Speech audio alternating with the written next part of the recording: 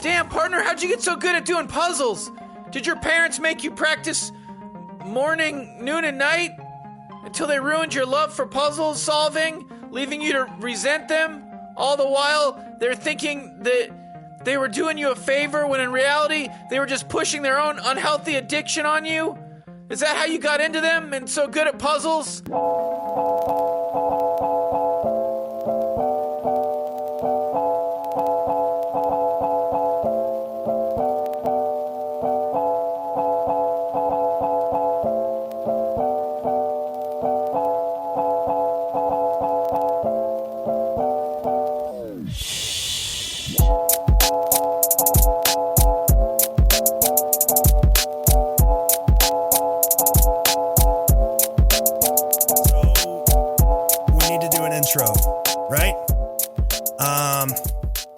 This is always the most awkward part for me. Welcome to the Secret Podcast. We're here today with Brett, with Bradley, and with apparently the rock star of San Francisco, Matthew Sparks. The podcast just had a meetup. We left about, a week ago. Met up with maybe 30 hunters in San Francisco, went over some solves and had some dinner, had a really good time. And literally all everyone did was follow around Matt and take in every single word he had to say. It was crazy. Matt, how'd that make you feel? I think the last meetup only had a couple of people show up. What was it like to have all these people just follow you around and eat up every word? The last meetup was me and another guy. Oh, so this was weird. Again, I keep telling everybody I haven't found one. I don't know anything more than everybody else who hasn't found one. So, and by the time I've been working on it, this makes me the worst, by definition, hunter of these things. So. But it was so fun to meet everybody. It was just awesome. It was great. Putting names with faces, and it was great. Everybody was super polite. There was no awkwardness. It was amazing. I know. Yeah. And then I guess because of the music festival in Golden Gate Park, nobody went to San Francisco that day, because let me tell you, San Francisco is never that empty. Okay. I mean, I got to park 20 spaces from the park, and walked out the door, and you guys were walking by. Yeah. Yeah. It was crazy.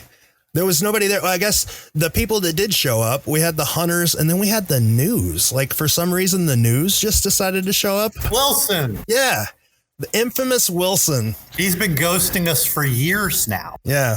He had been out there. I guess somebody told him that we were going to be out there, or somebody was going to be out there at 9 a.m. So he had been out there for hours. Yeah. Somebody had said they were going to be there early to get a spot. Right. I think that was Linda, and then she had some sort of emergency where she couldn't come. But it was kind of cool that they showed up. They said that they had met with some other hunters who had a GPR out in Golden Gate Park, and that they had one other clip that they had filmed, and they're going to sort of create a series, not a series, but create a segment based on those three encounters. So hopefully we'll get to see that in the future. I'm hoping it's all fun and games. I mean, that's what this is. But every single video I've seen, they go with the angle, tend to make fun of the hunters. Yeah, a little bit. Well, there's not much fun to make of us. We were having a good time out there. We were exchanging good ideas. Yeah. It was awesome. Matt was on fire. I mean, well, first of all, this is the first time I've met either you, Matt, or Bradley in person, and it was a pleasure. Secondly, what a great setup that you all put on out there. It was awesome. And it was just cool. What I liked is I enjoyed just everybody getting an opportunity to sort of bounce ideas off of Matt and hear Matt's ideas.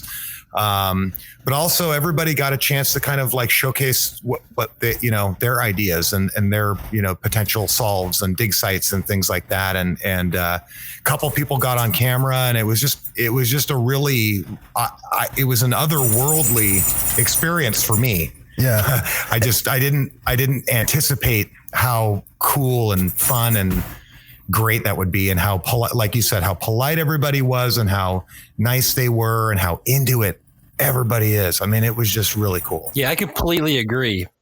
The community, getting to meet everybody in person was amazing. Getting to meet Matt and Brett was the first time I got to meet both of you in person. So that was a great experience for myself. And just getting to see the community, just dive in.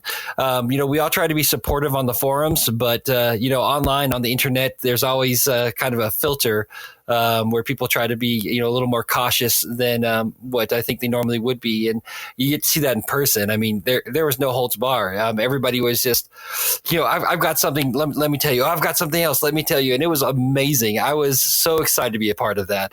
And speaking of Matt being a rock star, I was super surprised that Matt asked for everybody's autograph instead of us getting Matt's autograph. But I like what Matt started. So I think anytime we do a meetup, we should always print a poster board of whatever image it is that we're meeting up for and have everybody attend to sign it.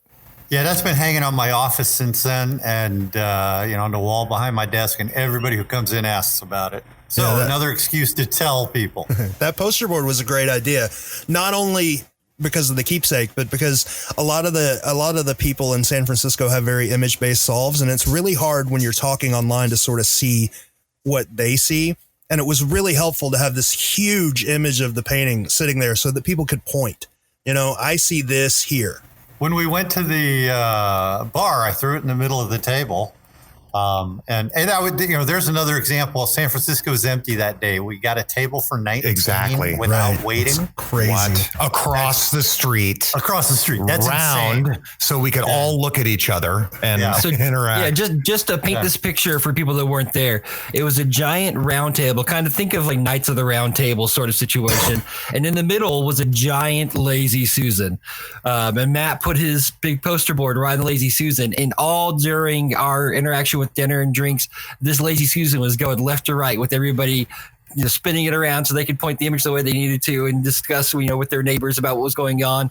There were books going on the Lazy Susan, spinning rapidly to the right and left. Here, to go take a look at this. So, hey, come here and take a look at this. It was awesome. I had an amazing time. And something I got to give Bradley props for is the podcast thought we were going to have to buy everybody's dinner there, because the restaurant had some weird thing where they wouldn't split checks. And Bradley went around and did the math, figured out what everybody owed, split everything up. Bradley spent probably 45 minutes just doing math to make sure that everybody was taken care of. It was kind of awesome. I appreciate that, but that goes to the community, because people could have very easily taken advantage of that situation, or very easily made that a very negative situation. And everybody was super gracious and just willing to work with me to make it work for everybody. So that's props for the community right there. Yeah, and the other thing is that the requests for donations, had that not turned out very well, would have gone up for the podcast pretty quickly. So thank you, Bradley, and thank you, community. Yeah, that was awesome. It worked out really cool. And then the other thing that was neat is we sat at a table, we looked up to our right above a stairwell, and there was a big Mark Twain quote right there. There was, yeah. I thought that was really prophetic or appropriate, or but seriously, you can't get away from Mark Twain in San Francisco. It's true. Everywhere. We utilize him for pretty much everything. You're right. Yeah, but it was a nice backdrop. Seriously, everything about that meetup was absolutely perfect. I mean, there wasn't a bad thing I could say about it. My favorite Mark Twain quote I learned while we were there, and that was the coldest winter I ever spent was a summer in San Francisco. I thought it was great. Matt, isn't that your least favorite Mark Twain quote because it's not actually a Mark Twain quote or something? He never said it. Oh, no. Everybody loves it, but he never said it. That was Matt Twain. Yeah. Mark Twain said something that. Oh, right. That was his brother. That was his brother. And Twain. In the 1800s, Matt leaned over to Mark Twain and was like, "Hey, what would be cool? You should say this." Yeah, you should say this. Yeah. Tell me what the object of your attention is. Really, please. Standing there in that park, there's Mark Twain in, I don't know, visibly 8 different directions from right there that you can't argue. Yeah, that's Mark Twain thing. That's a Mark Twain thing. That's a Mark Twain. So it's impossible. Now, Matt, I know you don't like that park, but standing in that park, there's a lot, to me at least, there's a lot in that verse and the image that line up pretty well. There is. And there's a lot in the verse and the image that lines up to Golden Gate Park. I don't know. And there's a lot. Yes, there is. And I mean, there's the observatory in Stowe Lake, and there's the strawberry and the dragon, and there's the phoenix from the senior center. There's so many matches around there. But you can do that repeatedly. You can do it at Coit Tower, the map that's in the dragon scales, and matches Coit Tower's neighborhood exactly. There's switch verses and go with verse 6 and the Portsmouth Square, near Chinatown. There's so many matches that are there. You can actually you can actually use the quick. What's the verse with Long Palm Shadow? The Charleston verse. Is that the Charleston verse? Yeah. I've heard somebody do there's a park up on the hill near Nob Hill with tennis courts in it. And I've heard that verse applied there, and you go, what a fit. That's fantastic. So, Alta Vista. Is that Alta Vista Park or? Yeah, it might be. I'd have to go grab a map and look. Yeah, but it's hard to argue, and I know you will. It's hard to argue that GH though. I mean, it's pretty obvious. It's almost fence post obvious. And I asked at the meetup. It's odd that that's there, but so much of this verse and so much of the image fits in the other side of the city. We kind of know that the Fairmont's important. But that's on the other end of the city from Ghirardelli. Why is this? No, it's not. It's not the Nob Hill. Yeah. No, you go right down. It's walkable. It's walkable, but it's a little fallable. Bit fallable. You can roll down. Yes, nonstop. So I guess maybe for a Florida boy, it's a little far. But yeah, I don't know.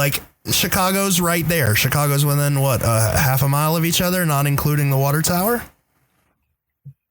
Well, not including the water tower, not including the Bulls Arena. If that's the Bulls Arena and not just a logo. Well, all right. So Bulls Arena lines up with the thing on the side of the building and Madison Avenue goes straight to Grant Park.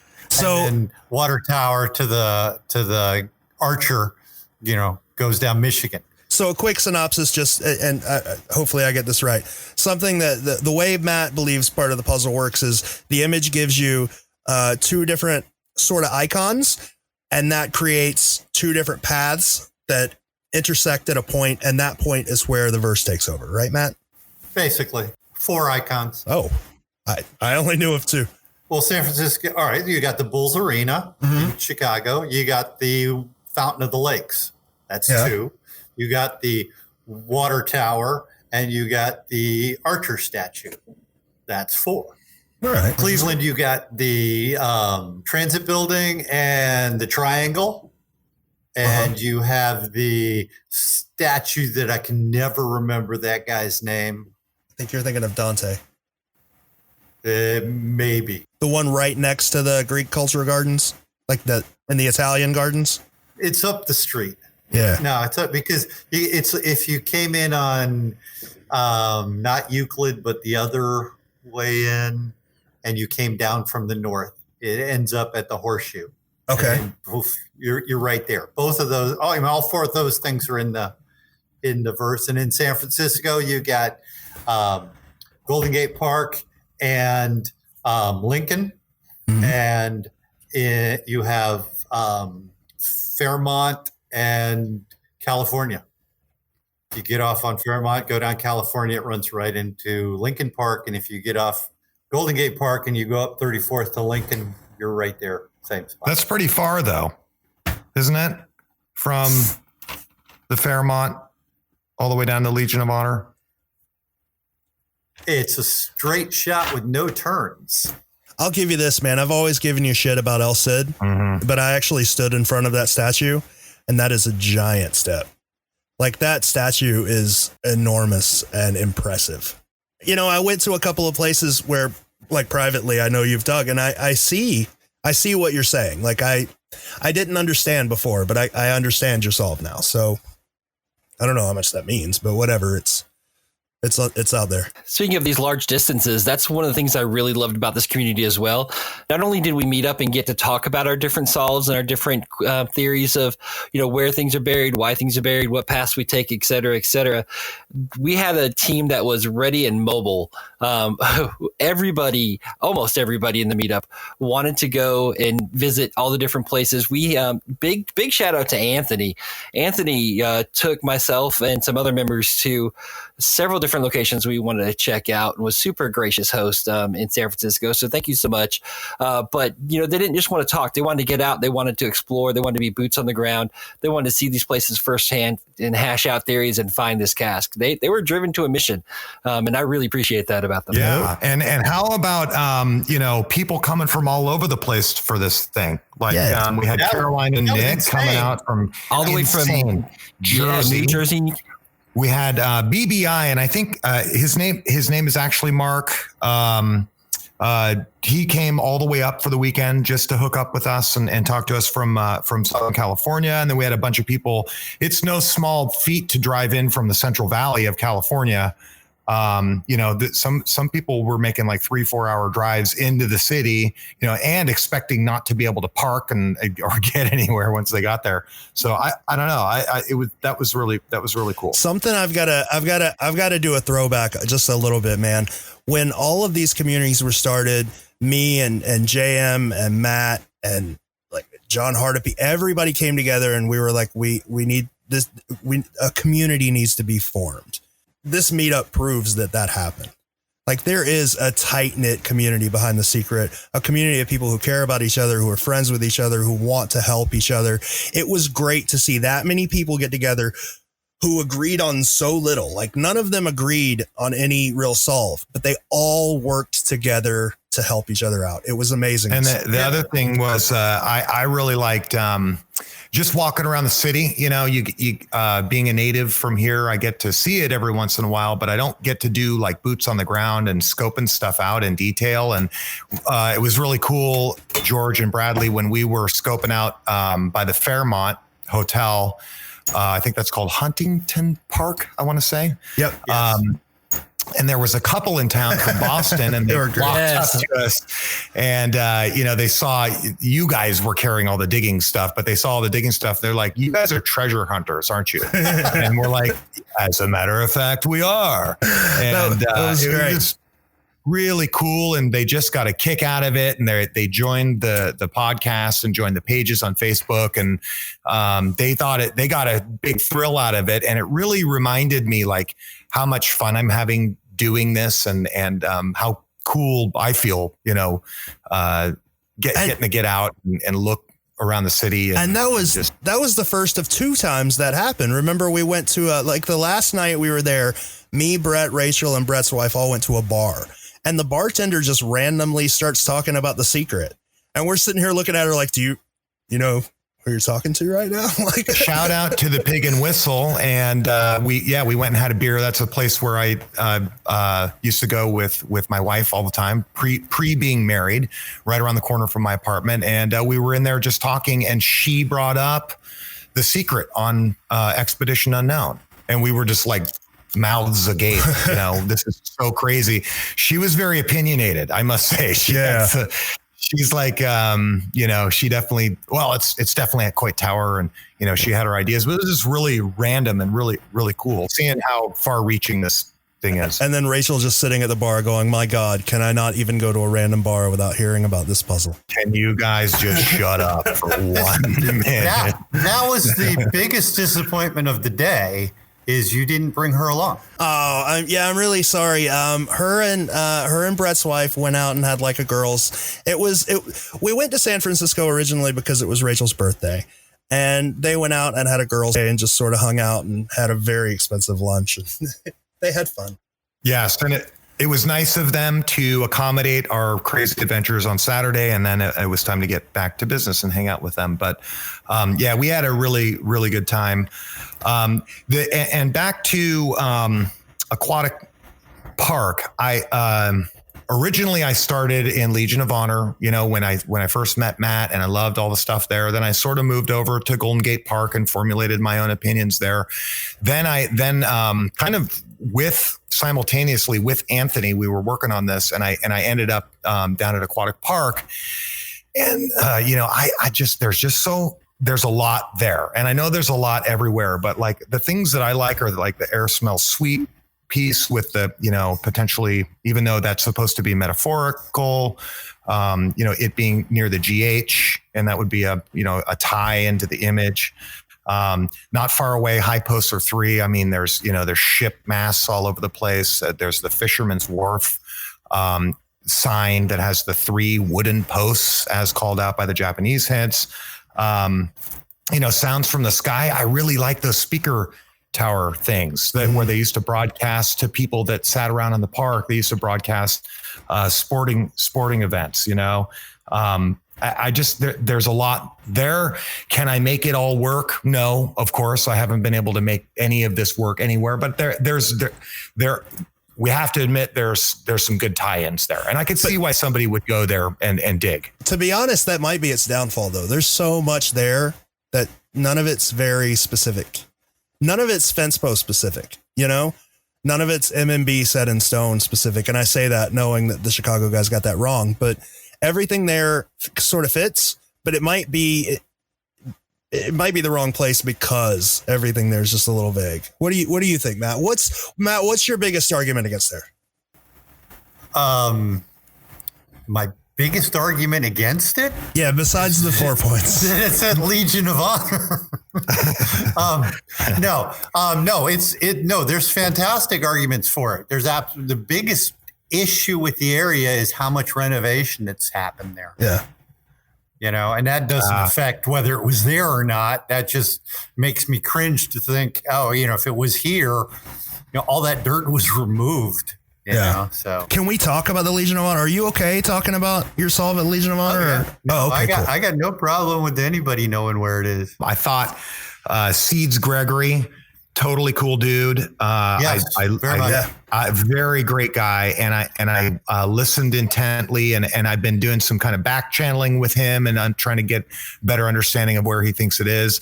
I like the way he's tying the image and the verse together to try to combine them at Aquatic Parks. I think that's pretty cool. So, shout out to him. And I think he should keep trying. And these things are all solved. I don't know that there's one method for these. I think there's some convincing sides, or some different ways that you could explain it. In terms of like, does the image get you to the place and then the verse take you the final mile, or vice versa? I just like, I thought Seeds did a good job in combining like the both the image and the verse in a pretty convincing solve. So that was pretty cool. Yeah, Seeds was awesome to get to hang out with. Great personality. The hair and the sunglasses threw me for a loop. Those that were there know what I'm talking about. But when we're talking about Aquatic Park, I've been to Cleveland. Right. I've been to where it was buried. And when you're there, it's there. Like, you just have a feeling I'm in the right place. Mm-hmm. And I didn't have that feeling until we went to Aquatic Park. And when we were there, I had that feeling. Yeah, I had that feeling as well. So I'm very, very strong advocate. San Francisco. Caroline, while we were there, she found a poster made by the National Park Service calling a large tunnelway stone wall. And it has a huge metal door that's now closing it off. Oh, we found Stonewall's door. Goes under the base? Yeah. Yes. Yeah. That was awesome. To actually find something that says Stonewall, made by National Park Service, to actually name a space, loved it. So, Matt, after that weekend, we can honestly say that you're the rock star of San Francisco, and everybody values your opinion. So the three of us here got that feeling in Aquatic Park. Convince us that it's at the Legion of Honor. All right. So my biggest thing with Aquatic Park that makes me go, it's probably not there, is the big icon. Even if you go with one icon like the water tower and the transit building, inarguably the biggest icon in the image is Golden Gate Park. Yes. Okay. It's Oliver's shirt.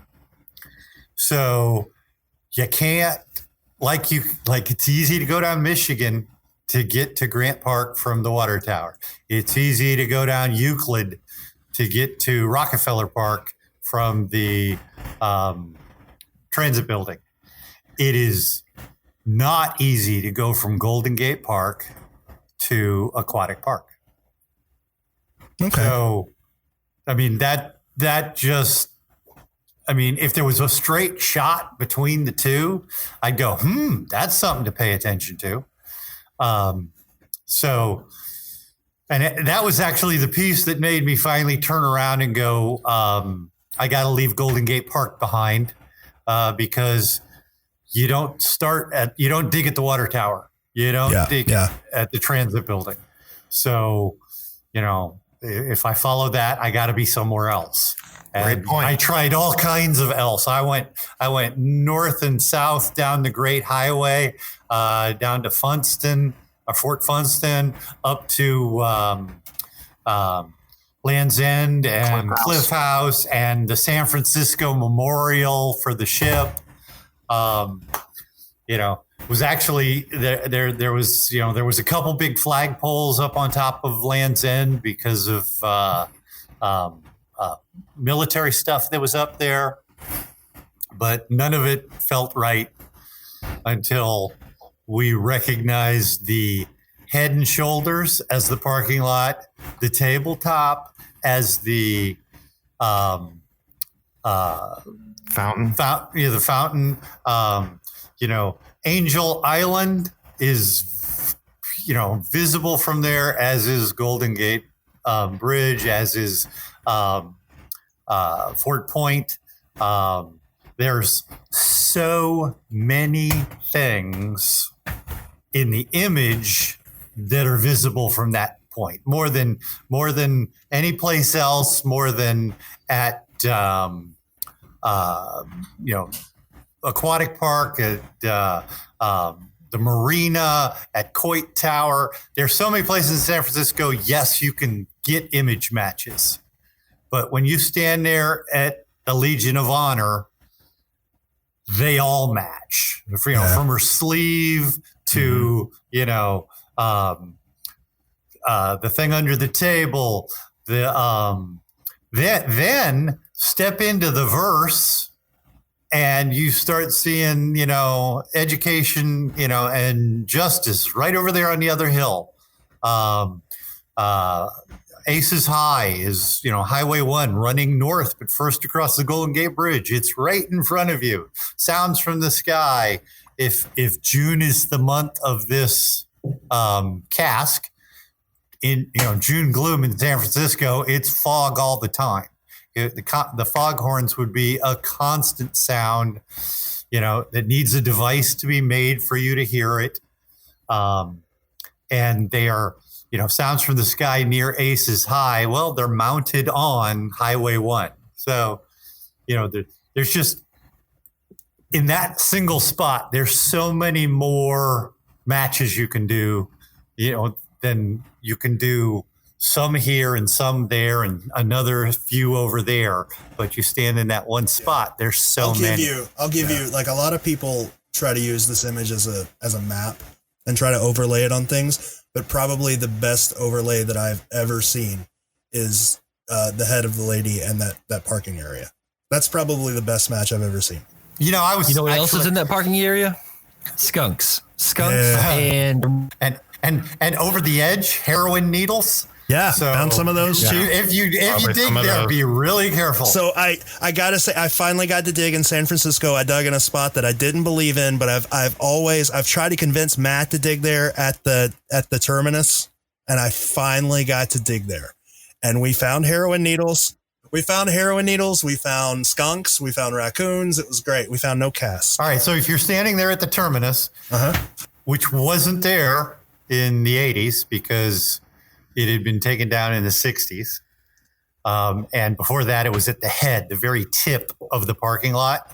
What was next to you on the sidewalk? The bus terminal. Other direction. There was a scary walkway. There was a giant step down to the ground you were at. That's right? Why I went there, yeah. Couldn't really get the giant pole part, but I got the giant step. All right, so turn around and face the other side of the parking lot, and that's where the Holocaust yes, which was closed when we went by. They've pulled out, I guess, my daughter works for those museums. She told me they've pulled out or are going to pull out all of the statues and refurbish them and put them back. I was like, they're going to tear it out and maybe move it? That's good news, but that's not happening. Oh. So, but in 1980, that wasn't there. And the sidewalk ended exactly the way it does over by where the current Lincoln Highway marker is. So it was a giant step down to the ground right there. The sidewalk would just end and you have like a 3-foot drop to the ground. Yeah. And where's the real end of the terminus? Is that where the marker is? Or the parking lot? The parking lot is a loop. The parking lot is the terminus. You loop in. There's a loop at this end, and there's a loop at the other end. So I mean, I think we're glossing over something pretty obvious, and I would take a lot of heat if I didn't mention it. What's your high poster 3 at the Legion of Honor? Because there are no wooden posts there. Right behind El Cid are 3. I think they're redwoods. Trees. So we're thinking they're trees. Yeah, they're trees, and they're tall and straight, and they are the only ones of that type nearby. All right. So if you line up from the archway that looks like the archway in the image, I say El Cid's in the image. Nobody else does. I'm okay with that. Okay. But if you were there in the 80s, the only giant pole in the area, El Cid's holding. So, and it's, it's a lance. It's a giant pole. So, and if you follow the direction of the giant pole, it points directly to the step right there at the end of the sidewalk. And if you kept going, it points at the center of the Golden Gate Bridge and Angel Island.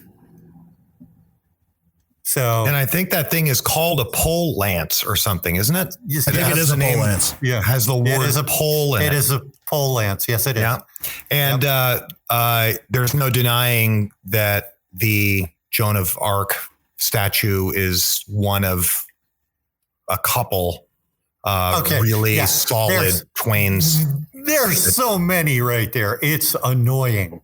However, if you went with and this is just arbitrary me saying, what if he realized there's so many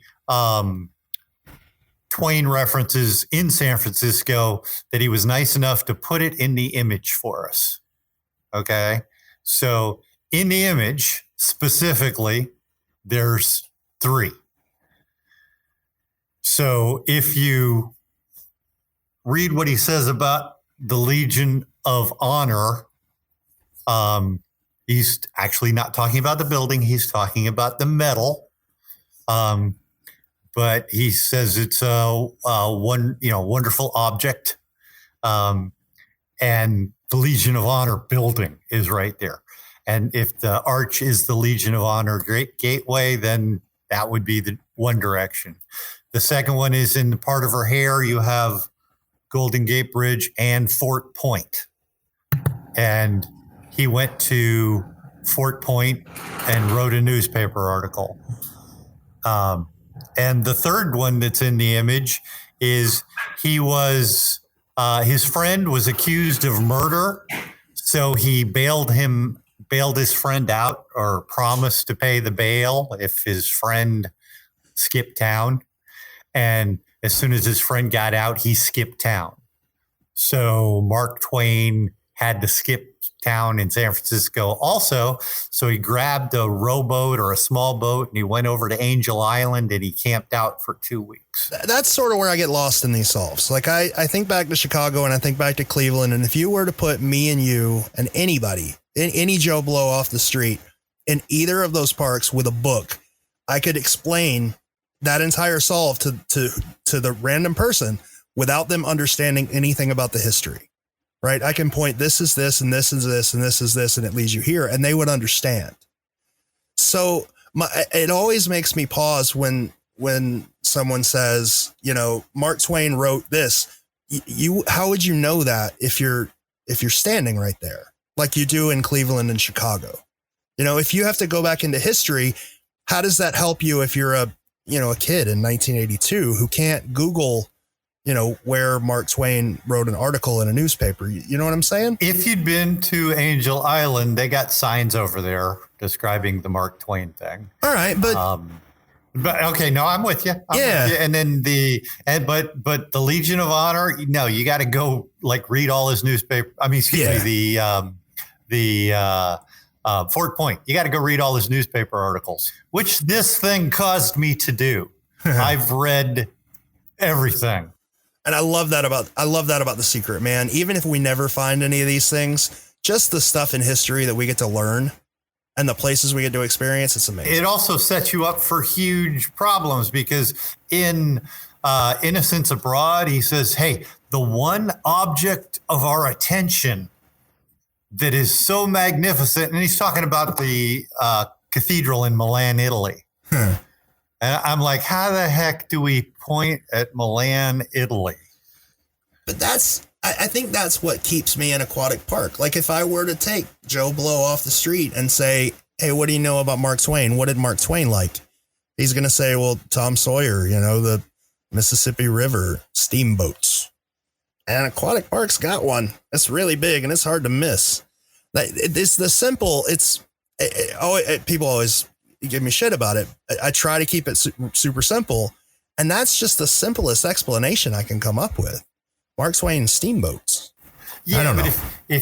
if you're from California, it's Mark Twain newspaper. Yeah, but was Byron from California? But Byron was in publishing. So in your favor, he would know a lot more of the, you know, intricacies of Mark Twain's history than the normal person would. I would think so. Yeah. So, okay. So let's talk about the one place that nobody's mentioned yet, Coit Tower. So I got to visit Coit Tower while we were there, and I'll tell you, nothing felt like Giant Step, like anything other than Coit Tower. Coit Tower, when you walk up to it, it screams Giant Step. Giant Pole, not so much. I can see why some people would say that, but boy, Giant Step for sure. Yeah. And there's those rocks.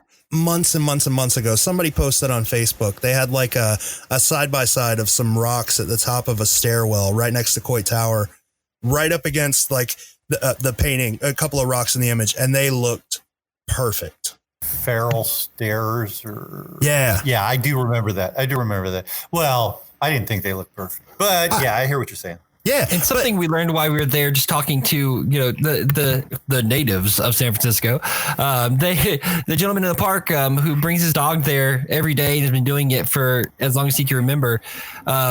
Let us know behind Coit Tower. So when you come into Coit Tower, there's a circular parking lot. There's Christopher Columbus statue in the center. You walk up these stairs to get to Coit Tower, and then you can walk around it. And around the back, there's this wonderful landscaped area with walkways, a little place you can have a picnic. None of that was there in the 80s in the back. All of that was just, according to the gentleman I spoke to, all of that was just raw, just rock and soil and trees. Ice plant. It was ice plant. Mm-hmm. And what were you saying, Bradley, a while back about you were climbing Coit Tower and then the guide told you something? Yes. Oh yeah, that. Oh, absolutely. So we got to the top of Coit Tower, and we were talking with the guide at the top, just about San Francisco in general. We didn't ask him any specific questions. And the top of Coit Tower is not covered. It's open air. As a matter of fact, the employees make a really great joke whenever you first get there. They're like, the best mural is actually on the ceiling when you get to the top, so make sure you look up. Of course, when you get up there, you look up, there's nothing but sky. But we were discussing with them, how do you guys handle, I know it doesn't rain much, but when it rains, how do you guys handle the water collecting here in the top? And you kind of pointed out the drainage system, and they said, and did you notice the giant step? I was like, I'm sorry, what did you say? And he's like, the giant step. And I was like, do you call that the giant step, or does everybody here call that the giant step? And he's like, oh, we all call it the giant step. It's above the level of the floor, so it keeps the water from going down the stairwell. And we always have to make sure that people that come up don't trip on it whenever they're coming back down. And I was like, wow, that's amazing. That's it. San Francisco solved. If you want to get the cast, just jump off Coit Tower and you're good to go. Or is it buried at the top? It's in the concrete. Get your jackhammers. The other thing is that the word justice is inscribed in the base of the Christopher Columbus statue. And there's also a little placard out in the parking lot as you face towards the marina that actually says the words giant pole in it. I really feel like the entirety of San Francisco was built specifically to confuse people who look for secret treasures. Yes. I'm more confused than when I first started this 3 or 4 years ago. I mean, it's, All right. So to get to the San Francisco meetup, I drove down to Florida and then flew across the country with George and Rachel, which was exciting. But I tell you, I made that drive faster than I've ever made in my life. And that's because I had a deadline to hit. I drove down the night of the EU Expedition Unknown sequel to The Secret. The Secret 2. The Secret 2, absolutely. So I think everybody that's on has had an opportunity to watch. Am I correct on that?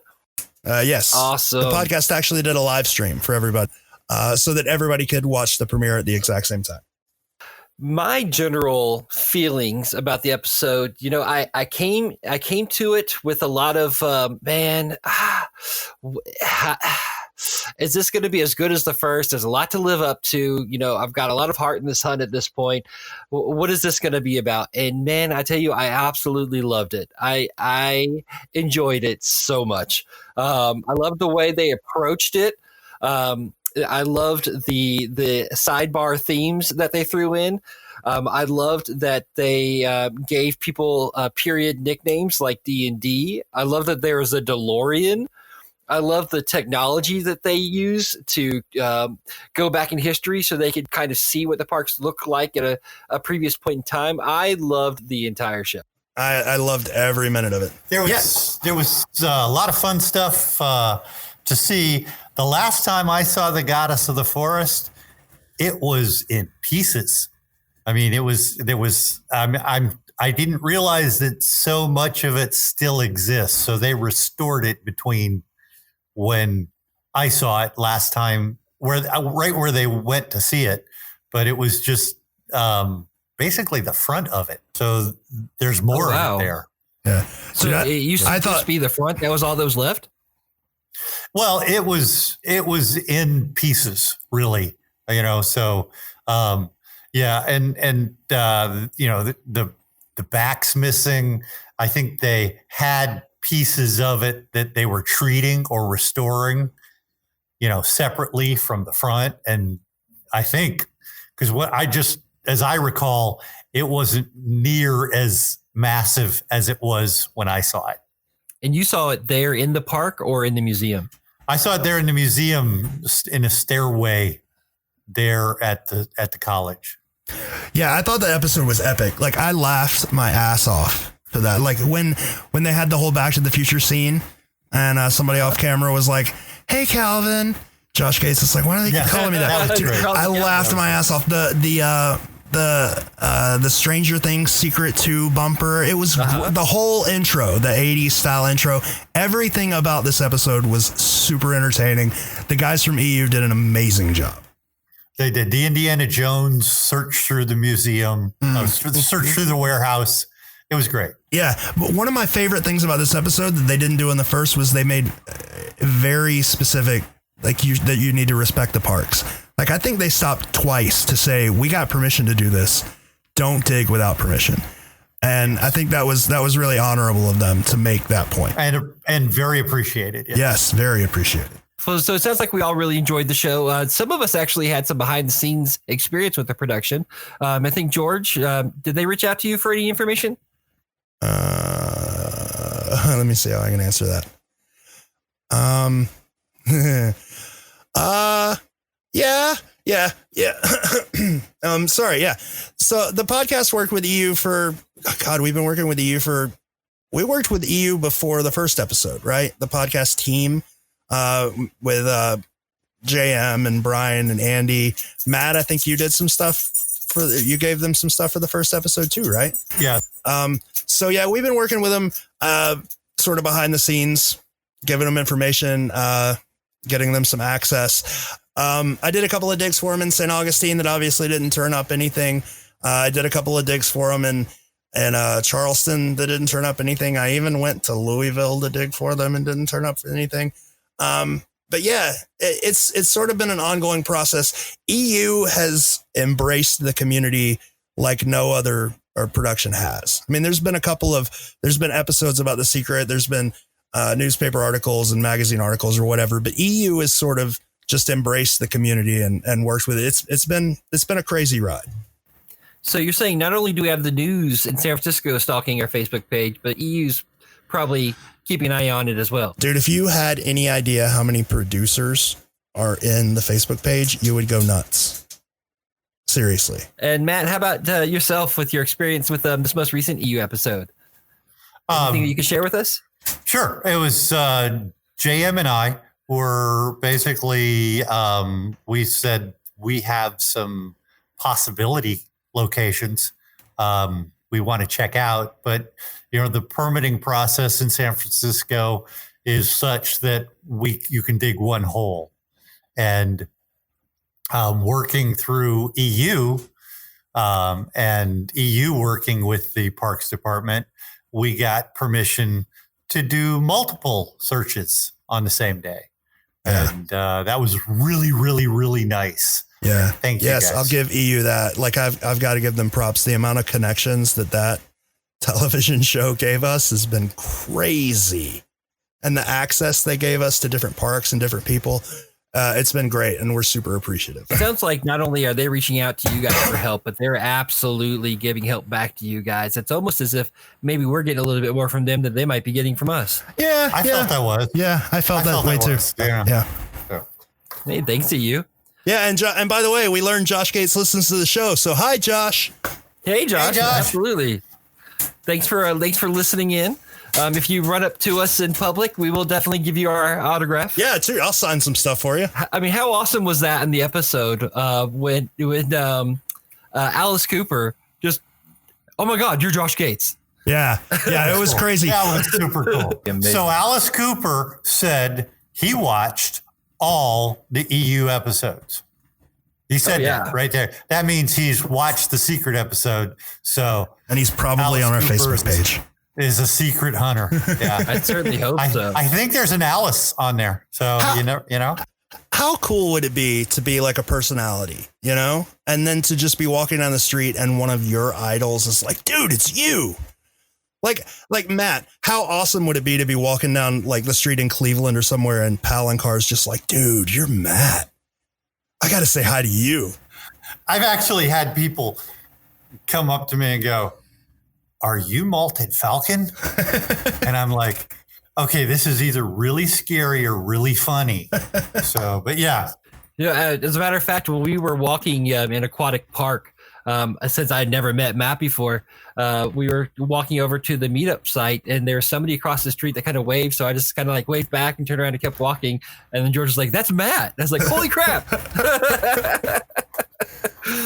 So that was exciting. In the EU episode, I think we started off with Charleston as the first site that was mentioned, and that we got a walkthrough on. So. It's some very interesting information that came to light during the episode, and maybe some information that was already out there that some of our members brought to light. But I think it was first brought to the public's eye, and that's that capstan. What do you guys think about that? Yeah, they really treated, like, is his name Coy? I think his name was Coy. Coy did a great job. Like in Charleston, he treated the hunt with respect. He was super excited. That was amazing. The capstan, it was great that Josh could find the capstan right in municipal storage where we've known it's been for like 20 years now. And why didn't he turn on the lights in the warehouse? Josh never finds anything, man. He can't find the light switch. Oh, okay. It's got to be good TV. I mean, come on. If anything, while Josh rarely finds what he's looking for, he has found some very awesome things, and I love his show. Yeah. I'll say it was cool to be able to see that the plaque. Right, we don't really have any good shots of the plaque. Like, we know what it says, but it was kind of cool to see that plaque still exists. It's still sitting there. Yeah, it's right next to the capstan. Yeah, underneath plastic. Put it back in the park. Please do. Wait, wasn't the capstan originally out at the Citadel? I don't know. I thought it was always in White Point Gardens. I thought it was like... You could be right. I honestly don't know. So many changes. I think it was originally on a boat somewhere. So what I know about Charleston is they had a couple of digs. They were only really allowed to dig a couple of holes. But I talked to the GPR. I talked to someone involved in the GPRing, but not necessarily the guy who did the GPR in Charleston, and found out that entire area, that entire half of the park was completely GPR'd. And the northeast half of the park. That whole half of the park from the Jackson Monument, the Jasper Monument back. That was all GPR'd, and they were allowed to dig several of their most promising spots. And they dug them all, and they found nothing. Now that includes my most promising spot by the park benches, where we found the plexiglass 2 years ago now. They dug that and they didn't find anything else. They dug the hole by the Daughters of the Confederacy Monument, which was I think we were saying before, a previously dug hole by one of the Facebook members. That was the coolest comment in the live stream, when he was just like, "That's my hole." That was great. Which brings up something that you're going to clear up for us. Okay. So when they GPR and they see disturbed soil, it looks like arches on the GPR screen. But now you have a plexiglass box and a fake cask. Yes. That you've buried. Yes. We're going to let it sit for a while. Mm-hmm. And then you're going to GPR it to show us what it really should look like. We're going to do more than that. A lot more than that. Tell me. So here's what we're going to do with the box. We have buried the box in an undisclosed location, yet important place in secret mythology. It is buried 2 feet below the earth, in a place where no one will bother it. And the people who are in charge of this place know where it is, so they know not to let people bother it. It is buried next to a cinder block. It is buried next to a giant rock, and it is buried next to a brick. And I'm going to let it sit for about a week or so. And then I'm going to take a probe and a mic, a very, very good mic. And we're going to probe the plexiglass box. We're going to probe the rock, the cinder block. We're going to see the differences in sound in these things. We're going to find out what a cask sounds like when a probe hits it. And then we're going to let the box sit there and do nothing for 6 months or so. Let the ground settle. And then we're going to run over it with a GPR and see what it looks like under a GPR. Do you have a borescope? I can get one. They're like $20. So yeah, that's a good idea. We should look at it. We'll get a borescope. Yeah. We'll check it out with a borescope. Great idea. Then, if it's okay with you, Matt, well, no, I don't remember it now. It's in the ground. The lid of yours comes off, right? Yes, it was not sealed on. After we GPR it, we'll take the lid off of it. We'll pack that damn thing with dirt. We'll bury it again, and we'll look at that. Because my main issue with these GPRs is half of these casks are up north, and they're not airtight, or they're not watertight. And even if they were watertight, after 40 years, they're not watertight anymore. Yeah, water's going to have seeped in. It's going to freeze, expand. It's going to break these boxes, and they're going to get filled with dirt. So I want to see what this thing looks like when it's full of dirt. And or fill it with water. And yeah, either. Well, if I just break open the top and I fill it with dirt, it's going to fill up with water naturally. We're going to see it sort of in its natural environment, just sitting in the dirt with the dirt settled. So it'll settle a lot of questions. What do these things sound like? Well, I can't really illustrate what they feel like, but I'll at least be able to describe it. And what do they look like under a GPR? Right. So it's a great project that the podcast team is taking on. Thank you, Matt, for donating your replica cask and box. Hopefully we'll get some answers for everybody. And speaking of Matt's replica cask and box, I forgot to mention this during the meetup conversation earlier. If you are out hunting and you do not have a way to get this cask back home safely, you have not thoroughly thought out your hunt. Matt brought this amazing little box. It was a well, Matt, why don't you tell us about it? Tell us about your when I find it, I want to keep it safe box. Well, yeah, that was like, so if I actually dig one of these things up, am I going to hold it the whole way home? Because I, live several hours from San Francisco.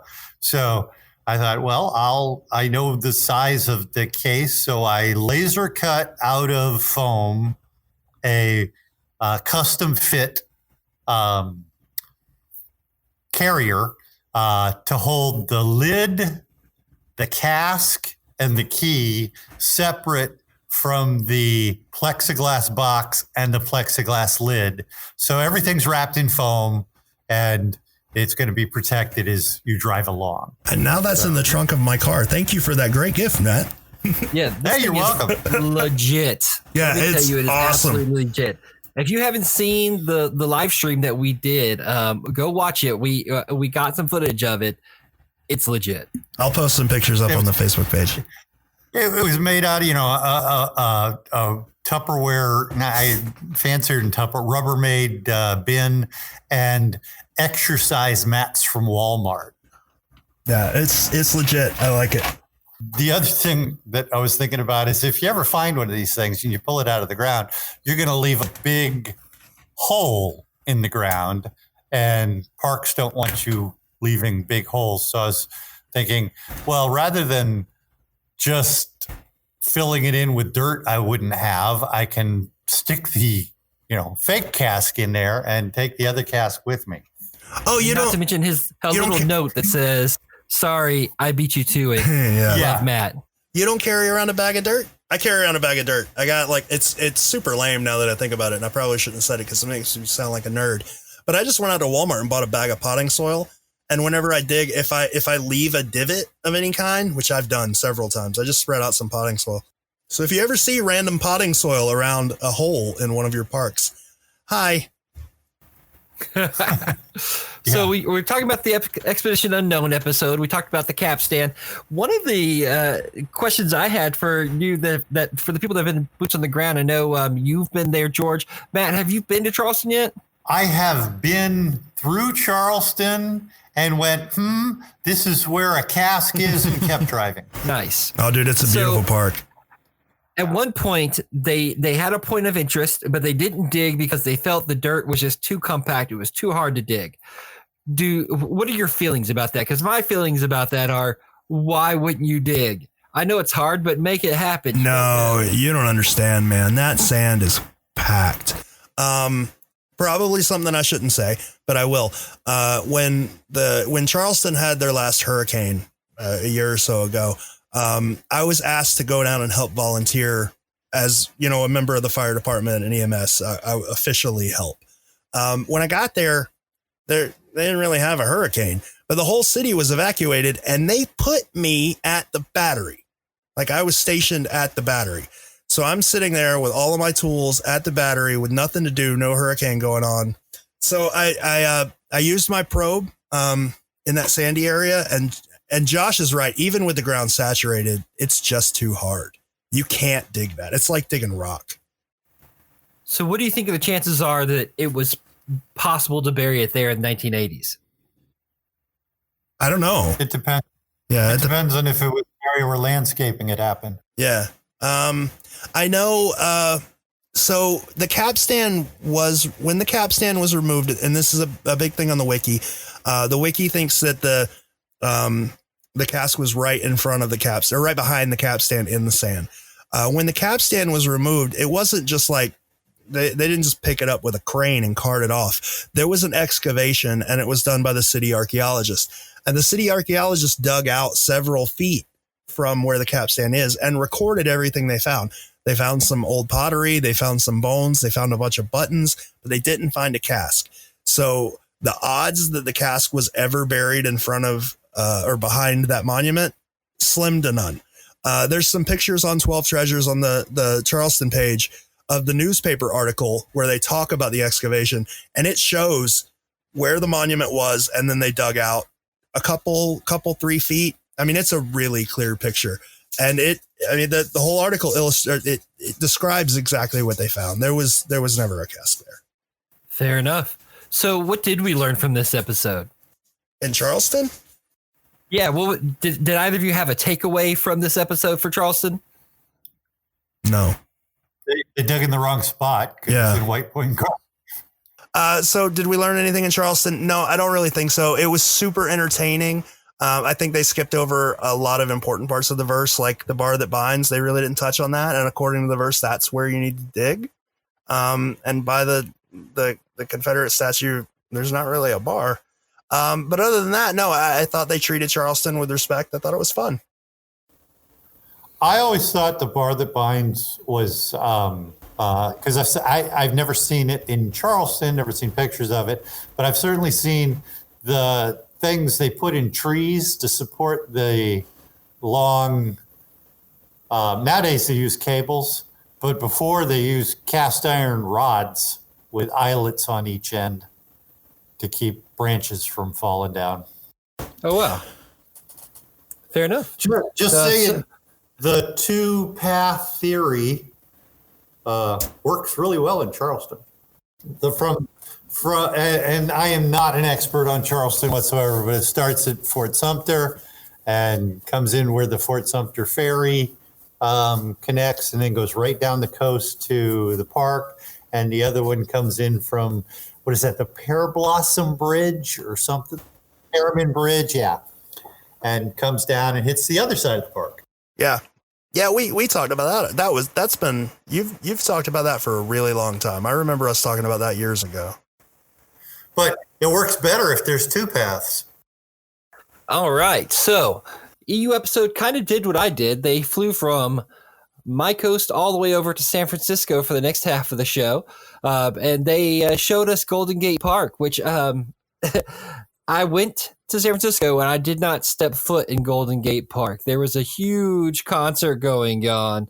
And so I'll be 100% honest. I don't like being around a ton of strangers while I'm trying to do things that may or may not be considered illegal. So I did not step foot in, and I honestly, I regret that. But they took us into Golden Gate Park. George, you said you got a chance to go there while you were there. Just sort of, I technically got to Golden Gate Park. I went to the Panhandle a couple of days before we left. A member on Facebook posted something about a church that was right by the Panhandle and wanted somebody to go check it out. I told him I would, so I got to actually go there. So it was only technically Golden Gate Park, but it was gorgeous. It was beautiful.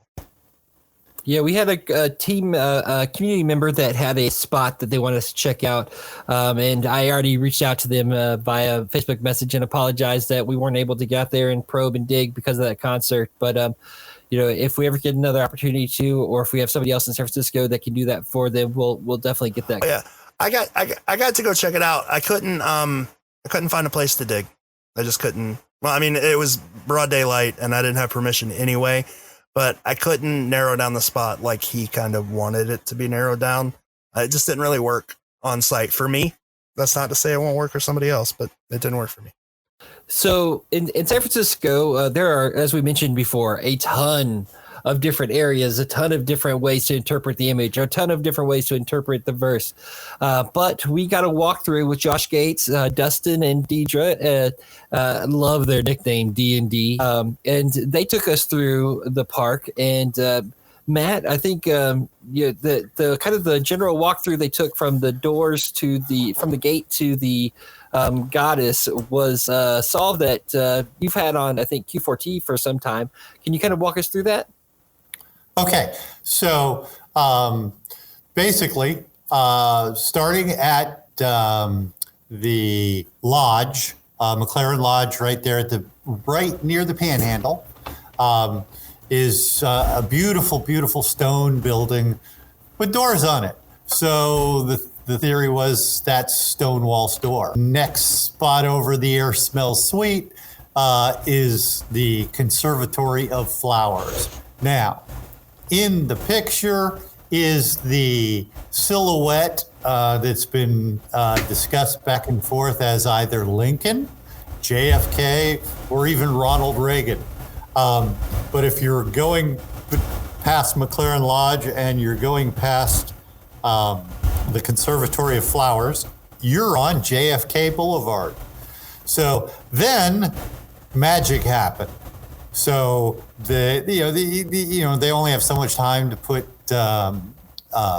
clues into their TV show. So the rest of the verse we kind of glossed over, although there's great solutions all along that route for that verse. I know in the episode they mentioned that the high points were 3, could have been Sutro Tower, but the Japanese hints suggest that the posts are wood, so they pointed at the finials on the Conservatory of Flowers, of which there are 3, but those are iron. I don't know if Dustin or Deidre knew that. Those are iron. Those are lightning rods. Lightning rods. Thank you. So, but anyway, magic happens down the way. We skip past Education and Justice and Aces High and First Across, but that's okay because you can just look all that stuff up.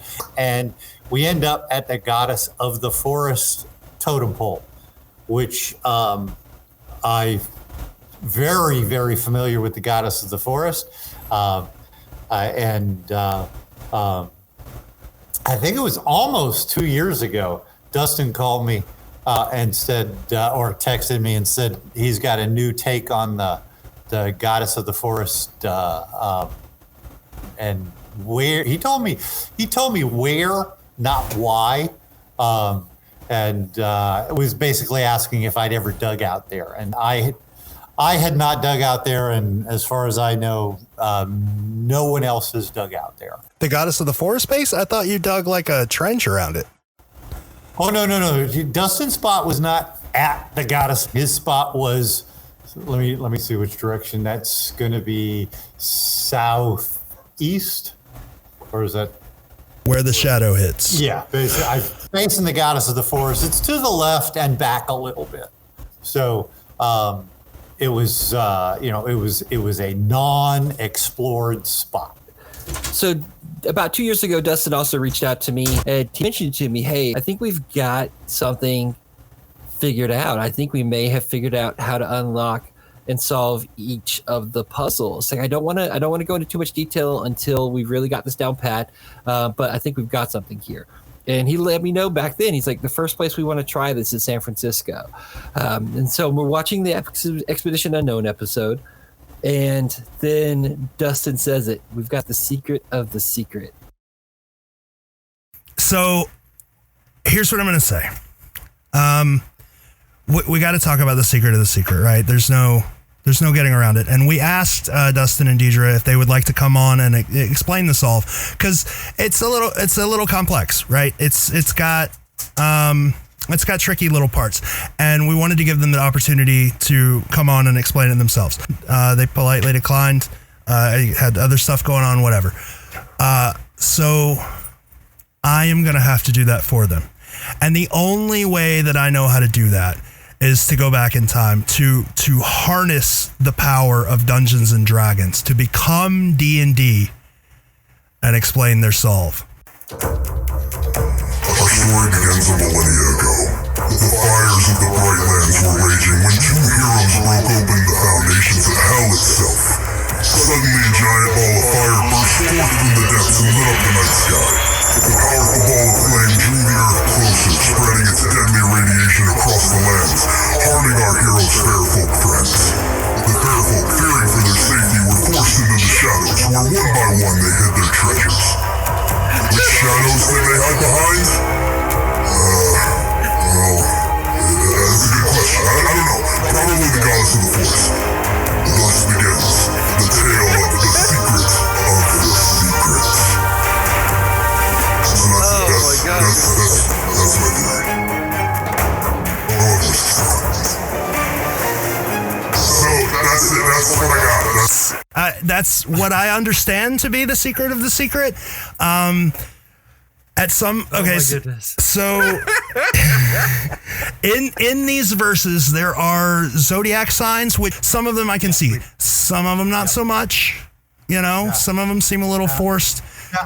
I got no problem with the zodiac signs because we know the months. We know months. Are there. We know the flowers are there. Well, we know that some images have months. Some images have flowers. Yeah, you know, it seems a little bit of a. If you're going to tell me some images have zodiac signs, okay.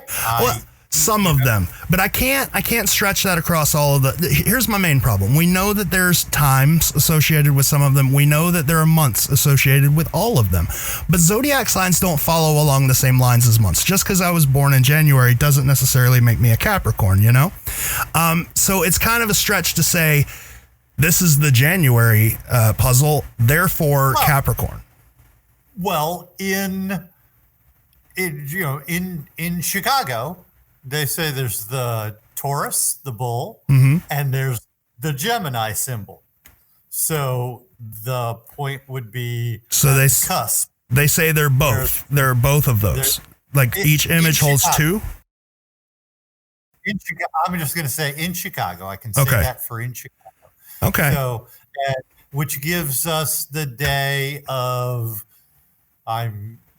January, February, March, April, May 21st. Okay. So, May 21st at, and it's the fifth image, right? And so 5 p.m. Right? Yeah. Yeah. It's image 5 p.m.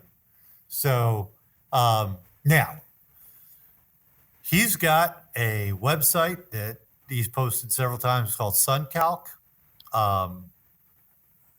I'm not enamored with that website. I went to the NOAA National Oceanographic and Atmospheric website, and I put in the same date and time, and the bearing I got for the sun was 7 to 10 degrees off of what he got. Yeah, which doesn't sound like a lot, but it is when you're talking about shadows and the sun.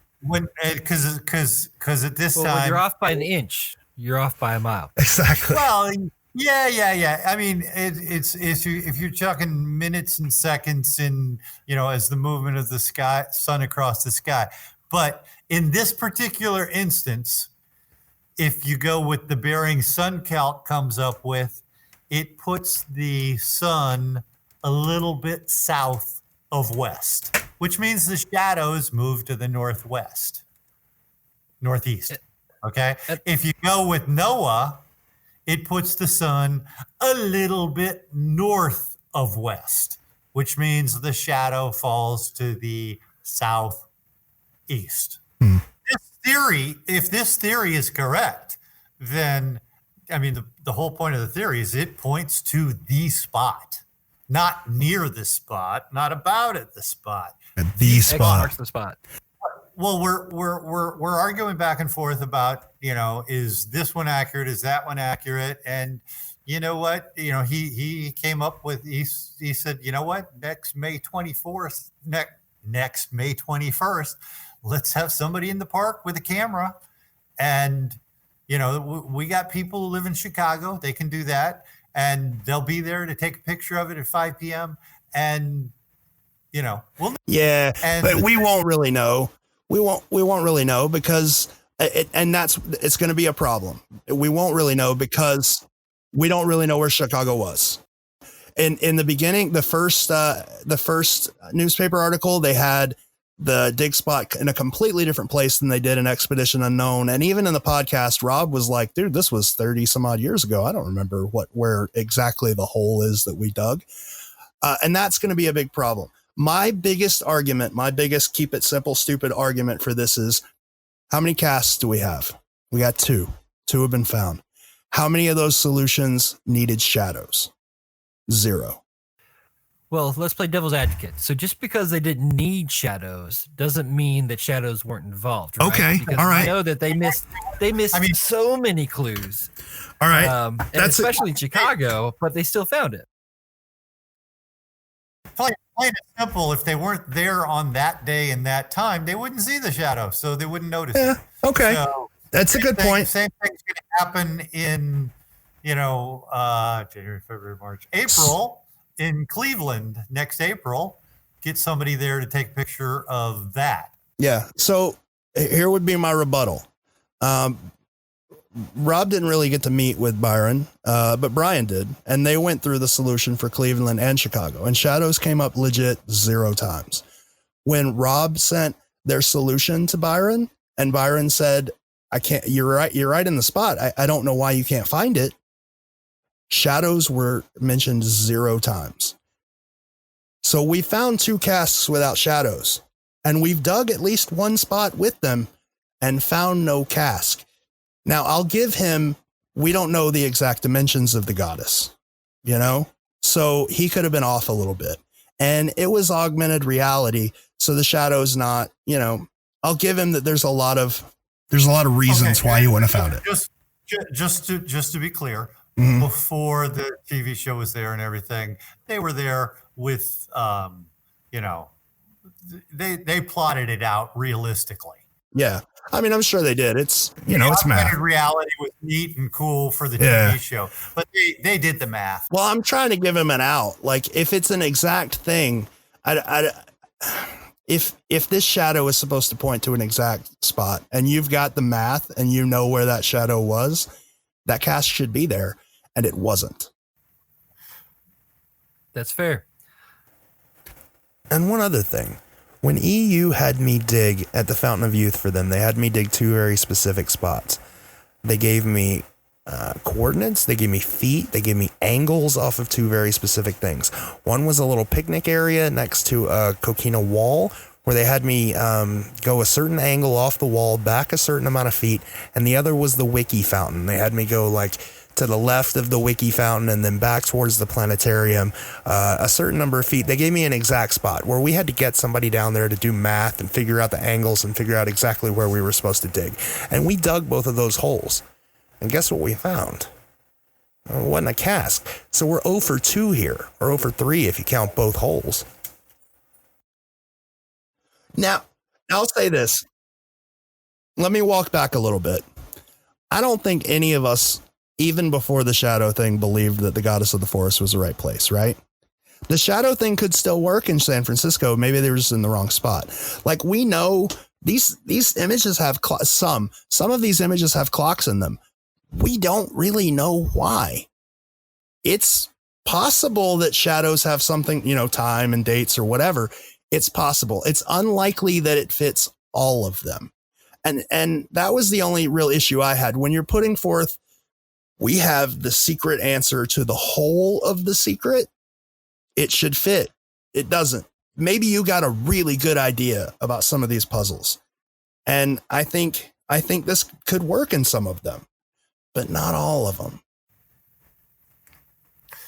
Also, just, as a fair point, the EU producers want you to jazz it up. Oh, yeah. Okay? So if you come on TV going, we got a pretty good idea, Yeah.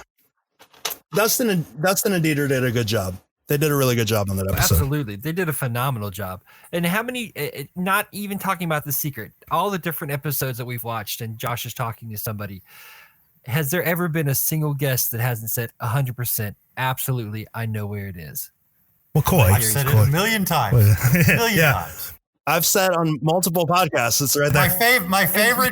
My favorite part of the episode, and it was the shot of Deidre probing the ground, because I'm there with her. I'm there with her. I feel it. Like I was laughing my ass off with that, not at her, but with her. Like, oh yes, yeah, oh absolutely. yes. I was like, I so feel angry. Yeah. Yes, absolutely. So I've had that face on. I've had that face on at the Goddess many times. So yeah, I'll give them that, man. Even some of these verses even mention shadows. A couple of them, New York mentions shadows. Charleston mentions shadows. 2 verses have shadows in them. Yep. Yes. So maybe they're right there. Straight up. Yeah. I mean, it's Charleston straight up. If I remember correctly, I'm just pull it up just so I'm not that guy. Yeah. It says right there. It says beside the long palm shadow embedded in the sand. I mean, it can't be more clear than that. Except it does say beside it, not at it. Correct, but you're still using the shadow, and it lets you know in this puzzle, it's not going to be in the shadow; it's going to be right next to it. And then for New York, it starts off the very first 2 lines is in the shadow of the great giant. So I'm digging a shadow idea, just not for all of them. The thing that I worry about in presenting this sort of all-encompassing idea is that it presents a solution which may or may not work to a wide audience as the solution and could stop progress of the rest of the puzzles. If that makes sense. If we all of a sudden assume that everything has shadows instead of working. Yeah, maybe I just shouldn't say that. Never mind. Well, no, you said it. You said it correctly. And I get accused of being mean to new people in the hunt. And I welcome everybody. I really do. The thing that will get me going is when you say, I've got a solution. It's the solution. Because what you're saying when you say that is everybody else should basically stop digging. Yeah. Because I've figured this out. And I just can't handle when somebody says, I've got it.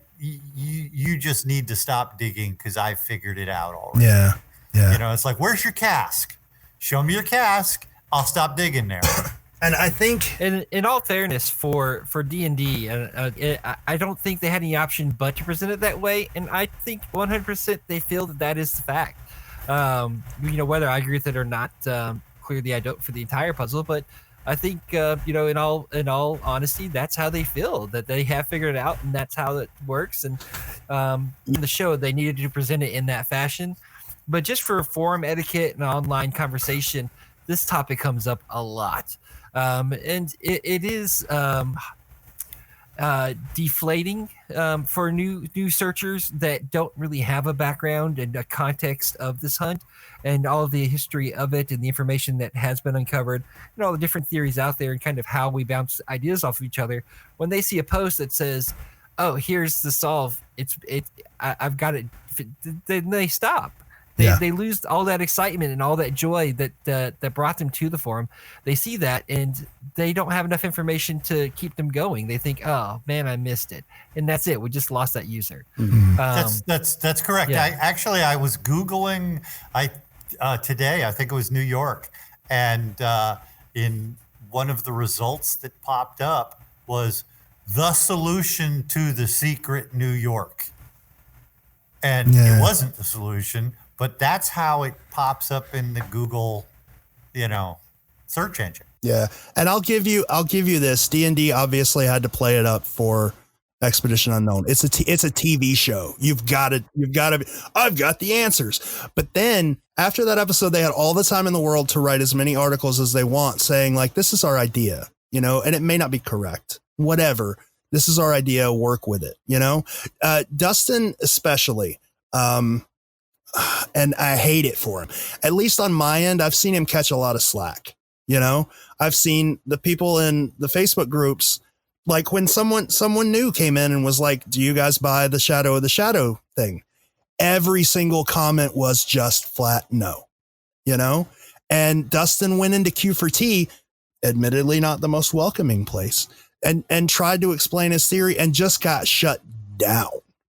And I think it's because of the way it's being presented. You know, it's not being presented as let's have a conversation about this idea. It's here is the answer. Accept it. And then when you come to question it, it's just like, no, all ideas are great. We're not really going to talk about it. We're not going to talk about anything negative or whatever. The way it's being presented, it sort of shot him in the foot. I don't know. It's just my opinion. I'm also of the, if you come up with a theory and you want to defend your theory, let's test the heck out of it. Let's just, if there's one website that does calculations to tell you what this shadow is, great. If there's 9, let's use all 9 and compare the numbers. You're right. Just test it. Test it, and if it works, accept it. If it doesn't, discard it. But Dustin did say, let's great. Let's get some people at the sites on the days with cameras, and that's a great idea because you can't argue with that. You cannot argue with that. Sure. Except like Bradley said, it's like, well, we don't know where the hole in Chicago actually was. We have a pretty good idea. So what did we learn from the San Francisco portion of the EU episode? Matt, anything new? That's we'll take that question. as a no. Yeah. What did we learn new? I learned where a sewer pipe was. I'm glad that I am not the sewer pipe king anymore. If you dig it's not a sewer pipe, it's an irrigation line, and it's on my map of where I dug in front of the goddess because it goes over there. I like that every single EU episode so far that's been done about the secret, all they've found is a pipe. Yeah, that a is pipe fun. or a piece of pipe. Yeah. I was just thinking though, they were really pushing those probes down into the ground, and that is a 5-inch PVC irrigation line with some incredible water pressure. Oh man, inside of it. I gotta touch on that. Somebody on the Facebook group the other day was posting about how they were probing in, I think it was San Francisco, and they were using a rubber mallet to like hammer their probe into the ground. No, don't do that. Yeah, these casks, Lexan, it's Lexan, right? That they're made out of. It's strong, but it's been in the ground for 40 years. Like, you're going to hammer through this thing. Be gentle with probes. Like, even Dustin and Deidre, they were being really forceful and putting all their weight behind it. You're going to punch through these things if you do that. Like, they're strong, but they're old and have deteriorated. Be careful. Well, the interesting thing about the dirt in Golden Gate Park is Golden Gate Park's basically built on a giant sand dune. Mm-hmm. And you go down beneath 6 inches of topsoil, and you're in wet sand. What? And yes. Yeah. And it's beach sand. And when you push down on a probe into beach sand, the beach sand compacts. Yeah. And gets harder and harder. And then it's hard enough that it makes the sound that you've hit something. Digger pro tip, the probes are long, man. You can wiggle them. You can move sand out of the way on the end. Just wiggle your probe and it will slide down. It's not as easy as hammering it in with a mallet, but be gentle.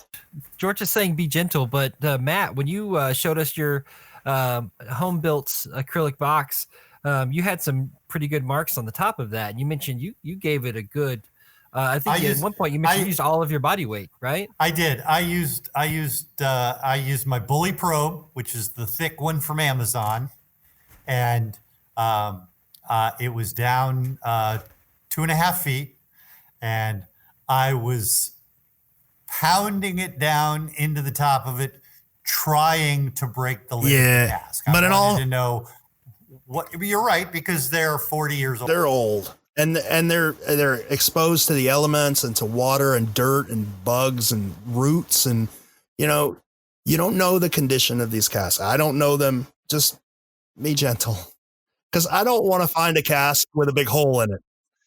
Yeah, I mean, I scarred my lid, but I was not able to shatter my lid, and I was trying. I mean, I've seen people, they hit a rock and then they just pound and pound and pound. Like, what are you trying to do?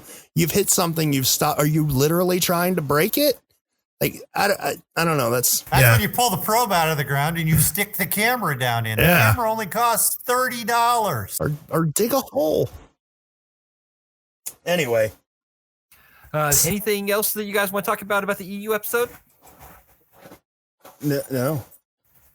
I got nothing. No? Okay. So Kit blew our minds, just destroyed everybody's outlook on, I have no idea. Like that. So Kit did the craziest thing. A Facebook member, Jason Olson, was talking about New York, just a random conversation, and Kit Palancar throws pictures of the original painting on Facebook. The first time we've ever seen the full New York image. Or maybe, no, it wasn't the full. Yeah, we saw 3/4. Yeah, we didn't get to see the waves. And you thought that Montreal was mind-blowing in the first EU episode when we saw that the fleur-de-lis was covered up? Yeah. Jesus Christ, the church isn't even there. What is that about? I told you that church was important. I told you the color was important. That printing, it was too weird. It's got to be the color, the specific color of that church has to be important in some way. Matt, you and I are having a conversation about how they photograph these images and how they could possibly be doing post edits on these, having the image on the wall in one room, and then kind of a glass window, and then the camera on the other side, and taping things up on the window, things like that. And, how they would have done editing to these in post production in the 80s. Can you talk a little bit about how you think that might have happened? Okay, so basically, the camera is the size of a room, and the lens is in one wall, and they would put the image on one wall. The film would be a very large sheet of film. We're talking 4 feet by 3 feet on the wall of the second room. Everything was there. I mean, we're not talking computer graphics. Everything was manual paste up. So they, if they wanted to add things or remove things, they would actually be cut out and put on the wall on top of the image, or added to the film afterwards. Not double exposure, but actually cut into the film so that, placed on top of the negative. A while back, we noticed that the onion domes were printed a little differently. So I went to a printer and I asked about the process for that. And they told me that there's generally, when you print books in the 80s, you would use a 4-color press. There would be black, black, cyan, magenta. And there was a 4-color press. And they said sometimes you add a 5th color. Generally, the 4 colors you can use to blend together to trick your eye into seeing the color that they want you to see. But the 5th color is a very specific color. And he said they said it's usually used for when a company's doing letterhead, and like FedEx, they have a very specific blue for their logo, or Walmart has a specific blue, or whatever. They want to use that very specific color for their letterhead. So the 5th press is used when you want to use a very specific color. And that was my first clue that something's off with this church. There's a different way that you need to view it. That's what started me down the path of this color is important. And with Kit coming out and saying stuff about color filters with the dots, I'm sticking with my color's important. I finally ordered myself a set of the blue and red 3D glasses specifically for this. So I'm still waiting to come in, but I'm excited to use those to take a look. I could have brought you mine. Yeah, I think I've been looking at it with those. I think Forrest Blight bought an entire set of photographic color filters. It was like 200 different colors, and he's been looking at the image through each of those. Can't figure it out, man. I hope somebody out there, now that we have the original image and an idea of what's going on with the colors and with the church, I hope somebody can figure that out. I mean, it's some man counting the dots, using color filters. Who knows? But geez, it's almost like it's either a terrible puzzle or it's so freaking genius. And I'm leaning towards so freaking genius now that we've seen the original. So freaking genius and so freaking hard. When Byron reacted to the puzzle, he said that was really hard. So the dots puzzle. Yeah. The bubbles puzzle. So, okay. And this settles it. JJP's signature is on the clock. So we've got that. Yep. That settles one argument.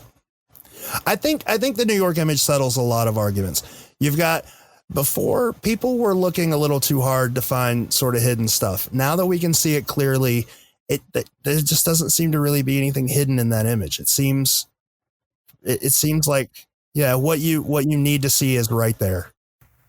Right there in front of you. Yep. Just figuring out is hard. Yep. All right. Very hard. So I guess that wraps it up for New York. So Matt's gone. That was a really good conversation about the New York image. We've been talking a lot about the San Francisco meetup, and we decided to plan a new one. We're going to have a meetup in St. Augustine. The date has been set for December 7th at 1 in the afternoon. It's going to be at the Fountain of Youth. We've got John Fraser is all on board. He's welcoming everybody into his park. You're still going to have to pay the admissions fee, but he's going to be on site. He's going to give the entire group a personal tour through the park, talk about its history, especially the history you're sort of interested in, where things were, where they've been moved, how the park's evolved since, the casks were buried. And then he's going to do a Q&A. He's going to answer all of your questions about the park. And he is very, very excited about this. We got a couple of other surprises planned for the meetup, but that's all you get for right now. So if you wished you could have made it to the San Francisco meetup, make plans to come down to the St. Augustine one. It's going to be great. Yeah, I'm very, very excited. The park in itself is a great reason. Oh, I'm there. I am there. Good. Yeah, absolutely. The park, Fountain of Youth Park by itself is a great reason to go. Plus, we're going to have community members. Plus, John Fraser is going to give us a personal one-on-one tour of the park and a Q&A. You can't miss this. Yeah, imagine having the one person that can answer every single question you have about the Fountain of Youth there to specifically answer your questions. And for those of you that can't make it, we're going to live stream it like we did San Francisco. It's not really going to be the same, but we'll still try to take questions over chat and get them to John. So if you absolutely can't make it, you'll at least have that to fall back on. Absolutely. I hope anybody that wants to can. And if you can't, definitely join on that. That was one of my favorite parts about the San Francisco meetup as well. We had a lot of people watching the live stream, and we got some great questions from the community members that couldn't come, so they could still be a part of the meetup. The second announcement. So one other thing for the community, and I'm going to cut this out if it doesn't happen the way I plan on it happening.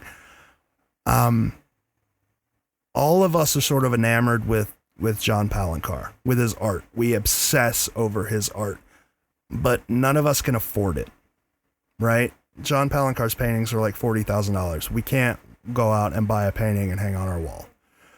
The podcast bought some art, some John Palancar art, and we're going to auction it off. We're going to auction it off to benefit St. Jude. The money's going to go directly to St. Jude. We're going to put it up on eBay. When you bid on it, it's going to have a disclaimer. We don't even touch the money. It just goes directly to St. Jude. So soon you're going to have the opportunity to buy your own original John Jude Palancar art. Hang it on your wall. Do whatever you want to with it, to benefit, the St. Jude's Children's Hospital. So I am super excited about that. I've never held Palancar art before, but I'm going to get the chance, and then I'm going to immediately sell it. It's going to be crazy. That's amazing. That when we went to Ohio, when we went to the Canton Museum of Art, and we got to see his works on display, the only thing that I missed was the opportunity to take a piece with me home, because I just do not make that amount of money. And having the opportunity, and believe me guys, I'm going to be bidding on this as well, but to have the opportunity to own an original John Jude Palancar piece of art, I mean, come on, that's a once in a lifetime opportunity.